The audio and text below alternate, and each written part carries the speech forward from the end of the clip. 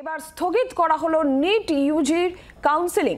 আজ কাউন্সেলিং হওয়ার কথা ছিল, সূত্রের খবর অনির্দিষ্টকালের জন্য এই কাউন্সেলিং স্থগিত করা হয়েছে। আগামী সোমবার সুপ্রিম কোর্টে এই নিট মামলার শুনানি রয়েছে বলেই জানা যাচ্ছে। আরো বিস্তারিত বিষয়ে জানাবেন রাজীব চক্রবর্তী, টেলিফোন লাইনে রয়েছেন আমাদের প্রতিনিধি রাজীব। দেখো, এবার স্থগিত করা হলো নিট ইউজির কাউন্সেলিং। এই পরীক্ষা আমরা জানি, পরীক্ষা দিয়েছিলেন 24 লক্ষ পরীক্ষার্থী এবং তারপর সেই পরীক্ষা নিয়ে বিতর্ক শুরু হয় এবং সেই বিতর্কের পরেই জানা যায় প্রশ্নপত্র ফাঁস হয়েছে।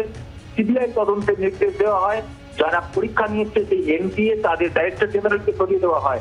এবার কাউন্সেলিং বন্ধ করে দেওয়া হচ্ছে বলে সূত্রের খবর। বন্ধ মানে আপাতত অনির্দিষ্টকালের জন্য বন্ধ, স্থগিত রাখা হচ্ছে। এই নিট আন্ডার গ্রাজুয়েট যে পরীক্ষা, তাতে 24 লক্ষ পরীক্ষার্থী, ডাক্তারি প্রবেশিকা পরীক্ষা, সেই প্রবেশিকা পরীক্ষায় দেওয়া পরীক্ষার প্রশ্নপত্র ফাঁস নিয়ে বিস্তর দুর্নীতি, বিস্তর অভিযোগ এবং রীতিমতো জাতীয় রাজনীতি উত্তাল হওয়ার পর যখন সরকারের তরফ থেকে বারবার দাবি করা হচ্ছিল, সুপ্রিম কোর্টে দাঁড়িয়ে কেন্দ্রীয় সরকারের তরফে দাবি করা হচ্ছিল যে তারা কাউন্সেলিং এর তারিখ পিছাবে না এবং 8 তারিখ কাউন্সেলিং শুরু হওয়ার দিন ছিল। আজ থেকে কাউন্সেলিং শুরু হওয়ার কথা।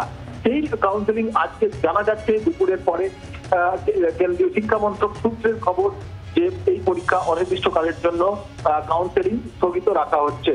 কেন স্থগিত রাখা হচ্ছে, কবে আবার পরীক্ষা নেওয়া হবে, কাউন্সেলিং নেওয়া হবে, এই বিষয়গুলি কিন্তু সামনে আসেনি এখনো পর্যন্ত। যদিও সরকারিভাবে জানানো হয়নি যে স্থগিত রাখা হচ্ছে, পুরোটাই সূত্রের খবর। কিন্তু একেবারে বিশ্বস্ত সূত্র জানাচ্ছে যে নিট পরীক্ষায় প্রশ্নপত্র ফাঁসের কারণেই এই কাউন্সেলিং বন্ধ রাখা হচ্ছে এবং আগামী সোমবার সুপ্রিম কোর্টে এই মামলার শুনানি রয়েছে। সুপ্রিম কোর্টে এর আগে কেন্দ্রীয় অর্থমন্ত্রকের কেন্দ্রীয় শিক্ষামন্ত্রকের তরফ থেকে ন্যাশনাল টেস্টিং এজেন্সির তরফ থেকে যে বিবৃতি দেওয়া হয়েছিল, তার প্রেক্ষিতে সুপ্রিম কোর্ট বেশ কিছু অন্তর্বর্তীকালীন নির্দেশও দিয়েছিল এবং তার প্রেক্ষিতেই দেখা গিয়েছে যে দ্বিতীয়বার পরীক্ষা নিয়েছে যাদের গ্রেড নম্বর দেওয়া হয়েছিল। এখন এই কাউন্সেলিং স্থগিত রাখার সিদ্ধান্ত নতুন সিদ্ধান্ত এবং এর ফলে অনুমান করা হচ্ছে যে নিট যে পরীক্ষা সেটি বাতিল হয়ে যাবে কিনা এবং তা নিয়ে আবারও পরে কাউন্সেলিং এর তারিখ কবে ঘোষণা করা হবে সব নিয়ে জটিলতা আবারও বাড়লো বলা যেতে পারে। কারণ এই পরীক্ষার আমরা জানি যে 24 লক্ষ শুধু পরীক্ষার্থী নয়, তাদের পরিবারের লোকজন, তাদের আত্মীয় স্বজন প্রত্যেকেই কিন্তু তাকিয়েছিল এই নিট পরীক্ষার কাউন্সেলিং এর। বাংলার আওয়াজ, বাঙালির আবেগ, জি 24 ঘন্টা।